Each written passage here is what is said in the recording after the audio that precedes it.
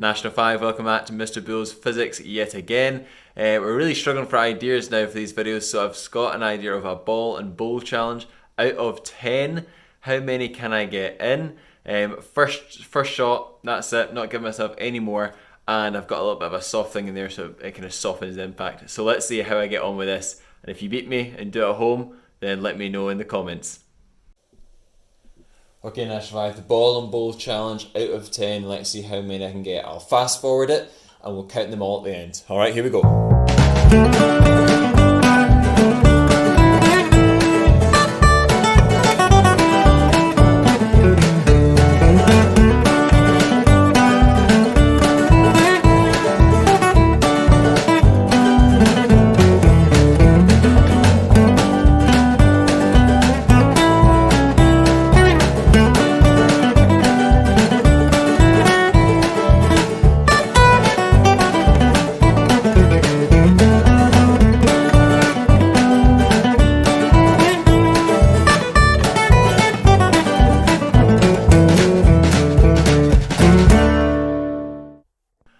Right, 5 out of 10 National 5, that's not bad, I'm pretty chuffed with that. Just as well Nova was on our dog walk, because I've got the ball, and Nova's absolutely loving it. There you go.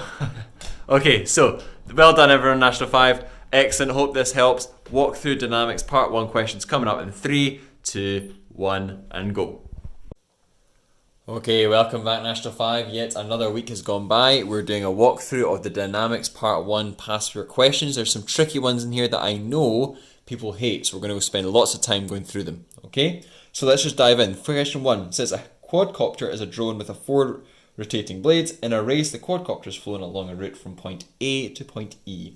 By scale drawing or otherwise, determine the magnitude of the resultant displacement of the quadcopter from point A to point E, and you can see the diagram over in this side here. So what I did first is I just drew that diagram out, and what I then did was I drew the triangle. Now let's just go through this step here, because how do I go from here to get a triangle? Well, we know in National 5 Physics this question is using Pythagoras and trigonometry. I also know that it's not going to be anything more than a right angle triangle.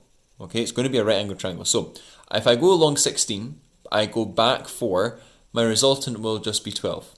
So I went 16, then I went back 4, so it must be 12. I've gone over there. I've also gone down 11 and up 6. So if I've gone down 11 and up 6, then I must just be 5. Okay, so I've gone along 12 because 16 minus 4 is 12, and I've gone down 5 because 11 minus 6 is 5. So when I do that, it should be nice and easy. A squared equals b squared plus c squared. 12 squared plus 5 squared, that is 169. The square root of that gives me, because it's a Pythagorean triplet, 13 meters. So that is my answer. 13 meters is the displacement. Now, the next question says, by scale drawing or otherwise, determine the direction of the resultant displacement of the quadcopter from point A to point E. Okay, so we're going to be taking this as a bearing. Some questions are quite sneaky. And sometimes they say it in relation from the horizontal or whatever. So you have to be careful about how the question's asking, because sometimes it might just be what the angle is, but sometimes it might be a bearing. So for this one, we're going to do a bearing. Okay, now I've started my angle here. Some people get confused, but where does the angle go? The angle always goes at where you start. So we started here, so this is where the angle goes. Okay, it doesn't go here because we don't start here, we start up here. So that's where the angle theta is going. So if I was to do this here, tan theta equals opposite over adjacent, so 5 divided by 12, 12 gives me the inverse tan of that, 23 degrees.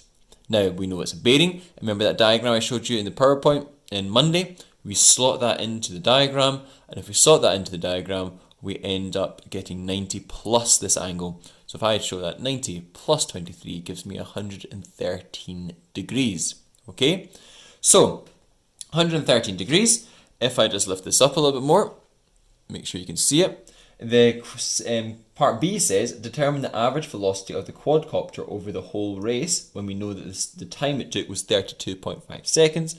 So if I was to undo this here, and C will also be there, I do V equals S over T. Now remember, velocity is displacement divided by time. Displacement divided by time, which is S.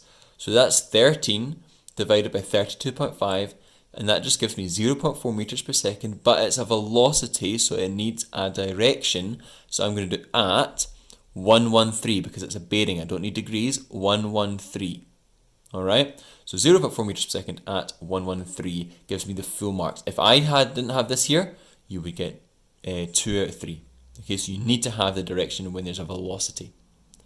Then C says, second quadcopter completes the race at an average speed of 1.25 meters per second. The distance travelled by this quadcopter during the race is 37 meters. Determine the difference in the times taken by the quadcopters to complete the race.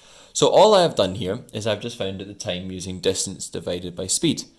So the distance that was travelled was 37 meters, as it says in the question, divided by the speed gives me 29.6 seconds. And if I want to do the difference between those two, it's just going to be 32.5 minus 29.6, and I should get a difference in time of 2.9 seconds. Okay? So again, pause the video if you need to go over through that stuff again, but that should be the answer, 2.9 seconds. Okay? Now, D says, describe how the overall lift force provided by the 4 rotating blades compares to the weight of the quadcopter. Now, if it is in constant height, the only thing that we can have, it's stationary, it's constant height, which means that it's balanced. The word is balanced. Balanced forces. It's not moving, it's staying at a constant speed or a constant height, which means it's going at 0 meters per second, which means that it must be balanced.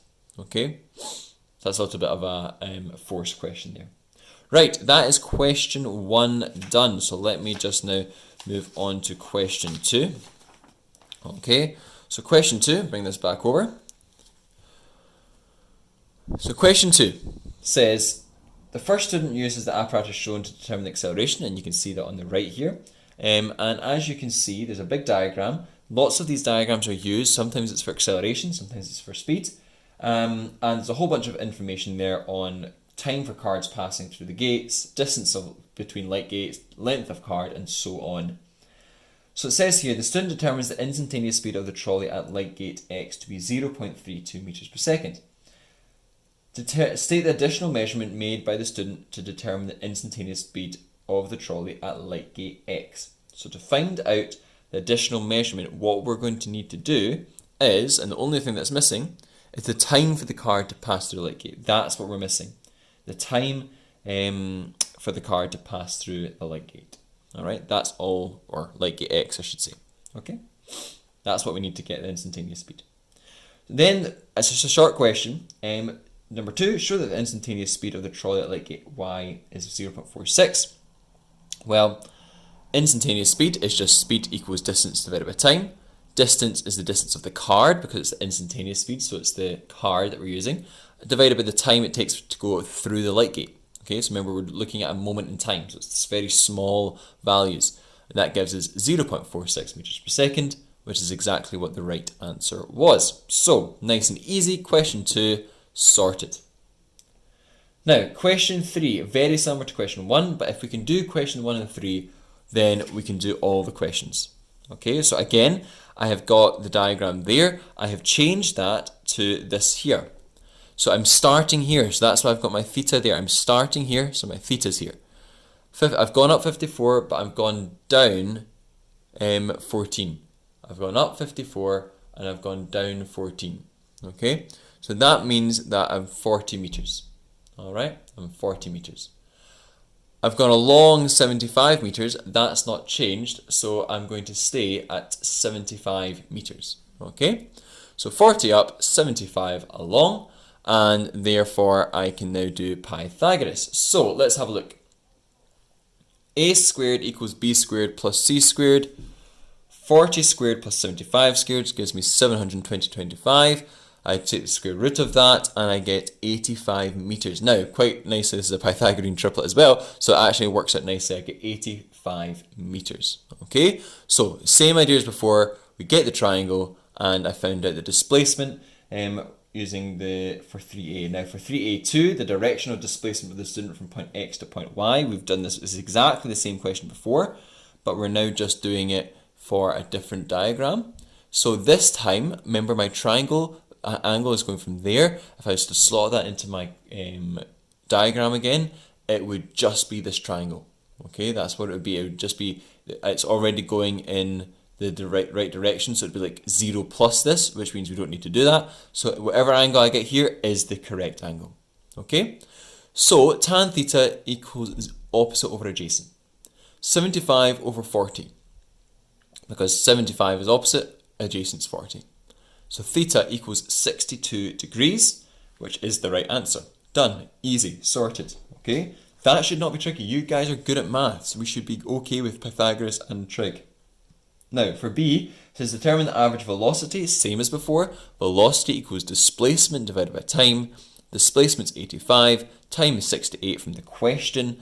And we should get 1.25 meters per second at 0.62. Because that's what I got here. Okay? So that one is that. And then, I think this is the last question. It says the student states that the average speed between point X and point Y is greater than the magnitude of the average velocity between point X and point Y. So how do we figure out that? Well, explain why the student is correct. Well, I've said here, a longer distance over the same time must result in a greater speed. Okay, so if you're doing something a longer distance and say, for example, you had someone running around the school where someone just went straight through the street. Okay, and say you did it both in the same time.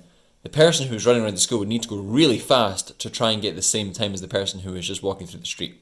Okay, but what I've done is I've also done a wee additional equation to show that if I actually use the distance of the question above, which is 143 divided by 68, I actually get a faster speed. So I've actually proved it using calculation and through a description as well.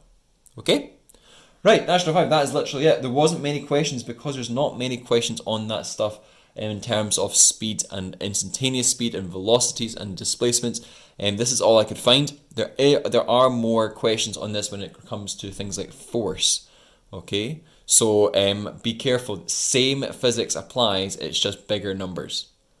Right, that's all for this week. Very well done yet again. Hopefully these solutions make sense and this week was a little bit easier than the last couple of weeks, but you're doing really well, National 5. I'm really proud of you guys and yeah, hope all is well. See you later.